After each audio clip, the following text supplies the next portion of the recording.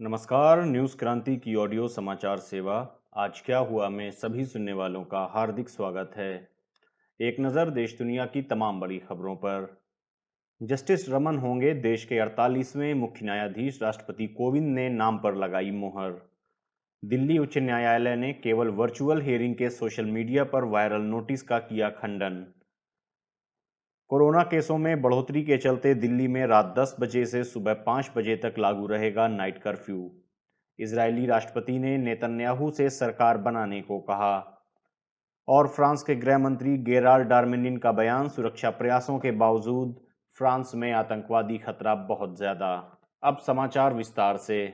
High care diagnostic, जहां एक ही छत के नीचे 24 घंटे MRI scan, CT scan, ultrasound, digital x-ray, echo, ECG, TMT और खून की सारी जांचें व अन्य जांचों के साथ मेडिकल स्टोर की सुविधा भी उपलब्ध है, और वो भी 24/7 ओपन। तो यहाँ वहाँ नहीं, सिर्फ high care diagnostic. South Kanpur का सबसे बड़ा हाई केयर डायग्नोस्टिक्स, किडवाई नगर नियर बारा देवी चौराहा, कानपुर। कहते हैं ओल्ड इज गोल्ड कहलाता है, इसलिए तो कानपुर आज भी दुलारी ज्वेलर्स ग्रुप पर अपना भरोसा जताता है। दुलारी ज्वेलर्स ग्रुप, कानपुर की pure old and trusted jewellery showroom. Visit की Dulari jewellers, Kidwai Nagar and Dulari jewellers, Lal Bangla. राष्ट्रपति रामनाथ कोविंद ने उच्चतम न्यायालय के दूसरे वरिष्ठतम न्यायाधीश एन.वी. रमन को देश का नया मुख्य न्यायाधीश नियुक्त किया है। विधि एवं न्याय मंत्रालय ने न्याय विभाग की ओर से आज जारी विज्ञप्ति के अनुसार राष्ट्रपति कोविंद ने संविधान के अनुच्छेद 124 के उपबंध 2 में प्रदत्त शक्ति का इस्तेमाल करते हुए न्यायमूर्ति रमन को नया चीफ जस्टिस ऑफ इंडिया नियुक्त किया है, जिनका कार्यकाल मौजूदा सीजेआई न्यायमूर्ति शरद अरविंद बोबडे के रिटायरमेंट के बाद से प्रभावी होगा। इस नियुक्ति के संबंध में संबंधित वारंट और अधिसूचना न्यायमूर्ति रमन को सौंप दी गई है। जस्टिस रमन देश के 48वें मुख्य न्यायाधीश होंगे। उनका शपथ ग्रहण समारोह 24 अप्रैल को होगा। दिल्ली हाई कोर्ट ने मंगलवार को कहा कि दिल्ली में बढ़ते कोरोना वायरस के मामलों के मद्देनजर केवल वर्चुअल रूप से सुनवाई करने को लेकर अभी कोई निर्णय नहीं लिया गया है। अदालत की ओर से यह स्पष्टीकरण सोशल मीडिया पर वायरल एक नोटिस के बाद आया है, जिसमें कहा गया है कि 6 से 17 अप्रैल तक दिल्ली हाई कोर्ट का कामकाज सिर्फ ऑनलाइन मोड में होगा। दिल्ली हाई कोर्ट के रजिस्ट्रार जनरल मनोज कुमार जैन ने एक बयान में कहा कि यह नोटिस दिल्ली हाई कोर्ट द्वारा जारी नहीं किया गया है। गौरतलब है कि दिल्ली हाई कोर्ट ने 15 मार्च 2021 से दोबारा कोर्ट में सुनवाई शुरू की थी। अदालत ने हालांकि अधिवक्ताओं के आग्रह पर वर्चुअल या हाइब्रिड तरीके से कार्रवाई का विकल्प भी दिया था। देश में 16 मार्च 2020 को कोरोना महामारी फैलने के तुरंत बाद दिल्ली हाई कोर्ट के कामकाज पर असर पड़ा था और 25 मार्च 2020 से केवल वीडियो कॉन्फ्रेंसिंग के जरिए सुनवाई की जा रही थी। दिल्ली में बढ़ते कोरोना संक्रमण के मामलों के मद्देनजर मंगलवार रात से कर्फ्यू लगाने का ऐलान किया गया है। 30 अप्रैल तक लगाए गए नाइट कर्फ्यू के तहत रात 10 बजे से लेकर सुबह 5 बजे तक लोगों को घर से निकलने पर मनाही होगी। दिल्ली आपदा प्रबंधन प्राधिकरण डीडीएमए ने आज इस संबंध में एक गाइडलाइन जारी किया है। उन्होंने कहा कि कोरोना के बढ़ते मामलों के मद्देनजर रात्रि कर्फ्यू लगाने का निर्णय किया गया है। नाइट कर्फ्यू की समय अवधि रात 10 बजे से सुबह 5 बजे तक तय की गई है। सार्वजनिक वाहनों जैसे बस, ऑटो, टैक्सी को तय समय के बाद उन्हीं लोगों को लाने और ले जाने की इजाज़त होगी जिन्हें इस दौरान छूट प्रदान की गई है। मुख्यमंत्री अरविंद केजरीवाल ने शुक्रवार को कहा था कि दिल्ली में कोरोना की स्थिति काबू में नहीं है। मुख्यमंत्री अरविंद केजरीवाल ने शुक्रवार को कहा था कि दिल्ली में कोरोना की स्थिति काबू में है और सरकार का लॉकडाउन लगाने का फिलहाल कोई विचार नहीं है।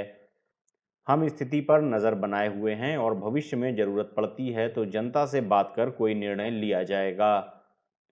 केजरीवाल ने कहा कि दिल्ली कोरोना की चौथी लहर का सामना कर रही है, लेकिन यह पिछली लहर से कम गंभीर है, इसलिए अभी घबराने की ज़रूरत नहीं है। इजराइल के राष्ट्रपति रेवियन रिवलिन ने मंगलवार को देश के मौजूदा प्रधानमंत्री बेंजामिन नेतन्याहू से सरकार बनाने का पहला प्रयास करने के लिए कहा। रिवलिन ने एक टेलीविजन प्रसारण में कहा कि मैं समझता हूं कि किसी उम्मीदवार को गठबंधन सरकार बनाने का मौका नहीं मिला है। यरूशलम पोस्ट के अनुसार रिवलिन ने नियुक्ति के एक पत्र पर हस्ताक्षर करके नेतन्याहू को सरकार बनाने के लिए 28 दिन का समय दिया है। गौरतलब है कि उन्होंने नेतन्याहू को बहुमत प्राप्त कराने के लिए अपने कार्यालय में आमंत्रित नहीं किया है। रिवलिन ने कहा कि मौजूदा हालात में किसी भी उम्मीदवार को बहुमत का समर्थन नहीं है। इसके मद्देनज़र वह अनेक अनुशंसाओं के आधार पर इस नतीजे पर पहुंचे हैं कि बेंजामिन नेतन्याहू के सरकार बनाने के थोड़े अच्छे अवसर हैं, अतः मैंने उन्हें निर्देश देने का फैसला किया। फ्रांस के गृह मंत्री गेराल्ड डरमेनिन ने कहा है कि देश में आतंकवादी खतरे की आशंका बहुत ज़्यादा है। हालांकि राष्ट्रीय सुरक्षा एजेंसियां पिछले 5 वर्षों में कई आतंकवादी हमलों को रोकने में कामयाब रही हैं। डरमेनिन ने मंगलवार को एक ट्वीट में कहा कि हमारा कर्तव्य देशवासियों को यह बताना है कि देश में आतंकवादी खतरे की आशंका बहुत ज़्यादा है।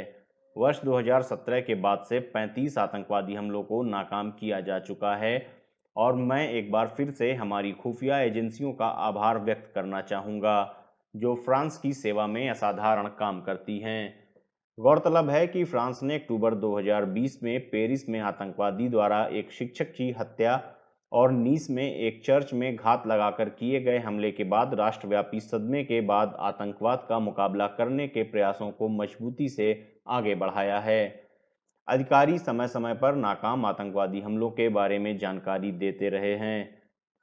इसके अलावा गृह मंत्रालय नियमित रूप से उन लोगों को निष्कासित करता रहा है जिन पर देश में आतंकवाद से जुड़े होने का संदेह है। देश भर में बढ़े आतंकी हमलों के अलर्ट के मद्देनज़र फ्रांस ने राष्ट्रपति इमैनुअल मैक्रों ने एक संसद में एक विधेयक पेश किया था। देश भर में बढ़े आतंकवादी हमलों के मद्देनज़र फ्रांस के राष्ट्रपति इमैनुअल मैक्रों ने संसद में एक विधेयक पेश किया था, जिसके तहत फ्रांस में इस्लाम पर विदेशी प्रभाव और धर्मनिरपेक्षता की रक्षा की सीमा तय की जाएगी और उग्रवाद के खिलाफ लड़ाई लड़ी जाएगी। फिलहाल विधेयक को निचले सदन द्वारा पारित किया गया है और ऊपरी सदन में इस पर बहस चल रही है। कहते हैं ओल्ड इज गोल्ड कहलाता है, इसलिए तो कानपुर आज भी दुलारी ज्वेलर्स ग्रुप पर अपना भरोसा जताता है। दुलारी ज्वेलर्स ग्रुप, कानपुर की pure old and trusted jewellery showroom. Visit की Dulari jewellers Kidwai Nagar and Dulari jewellers Lal Bangla. High care diagnostic, जहां एक ही छत के नीचे 24 घंटे MRI scan, CT scan, ultrasound, digital x-ray, echo, ECG, TMT और खून की सारी जांचें व अन्य जांचों के साथ मेडिकल स्टोर की सुविधा भी उपलब्ध है और वो भी 24/7 ओपन। तो यहाँ वहाँ नहीं, सिर्फ high care diagnostic. South Kanpur का सबसे बड़ा हाई केयर डायग्नोस्टिक्स, किडवई नगर नियर बारा देवी चौराहा, कानपुर। आज क्या हुआ में ये थी देश दुनिया की तमाम बड़ी खबरें। अन्य खबरों व विस्तृत समाचार के लिए आप newskranti.com पर क्लिक कर सकते हैं। न्यूज़ क्रांति से आप अलग अलग social media handles Facebook, Twitter, YouTube और इंस्टाग्राम पर भी जुड़ सकते हैं। न्यूज़ क्रांति से जुड़े रहने के लिए धन्यवाद। शुभ रात्रि।